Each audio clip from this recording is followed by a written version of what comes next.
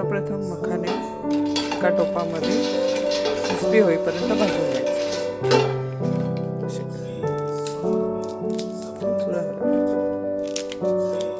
आणि हे मिक्सरमध्ये नंतर थंड झाले का दळून घ्यायचे. नरम असतात पिशवीतनं काढल्यावर, मग असे थोडे फ्राय केले गरम क्रिस्पी कुरकुरीत होते. तूप टाकून घेतलं याच्यामध्ये. गोवर्धन तूप वापरलं आहे, जवळजवळ 200-250 मिलीग्रॅम. गरम व्हायला ठेवायचं आणि एक एक ड्रायफ्रूट ह्याच्यामध्ये आपल्याला तळून घ्यायचे आहे. सर्वप्रथम आपण बदाम वगैरे टाकून घेऊ. हे बदाम आहेत इथे जवळजवळ अर्धा पाव घेतलेले आहेत. तर हे आपण तळून घेऊया. तेलात आपण हे कच्चापणा घालून घ्यायचा आहे त्याचा, म्हणजे छान तळून आणि जास्त दिवस टिकतात लाडू. तुपात तळून घ्यायचे छान.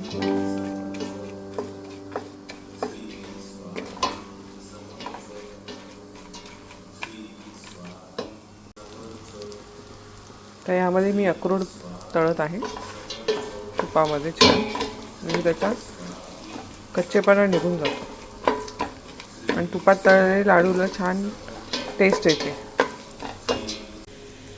डिंक तळून घ्यायचा आहे तुपामध्ये. हा पण अर्धा पाव आहे, 150-200 ग्रॅम तळून घ्यायचा. चांगला असतो हाडांसाठी वगैरे. डिंक असं छान फुलतो.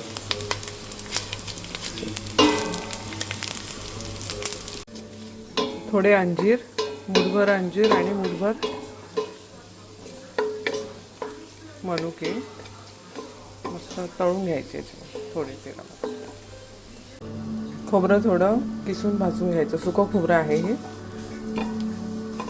1 किलो खजूर, बाकी सगळं 250-250 ग्रॅम वापरलं आहे.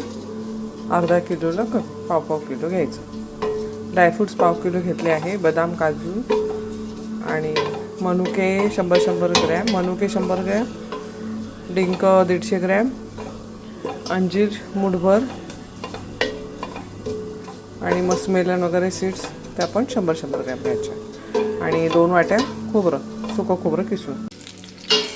हा 1 किलो खजूर आहे. हा पण थोड्या तुपामध्ये मेल्ट करून घ्यायचा. आता आपल्याला लास्ट प्रोसेस म्हणजे एक खजूर हा चांगला मऊ होतो आणि मेल्ट होतो त्याच्यामध्ये मिक्स. आणि मग मेल्ट झाल्यानंतर सगळे आपले ड्रायफ्रूट्स नट्स सगळे टाकून द्यायचे याच्यामध्ये आणि मग थोडे मिक्स करून त्याचे लाडू करायचे.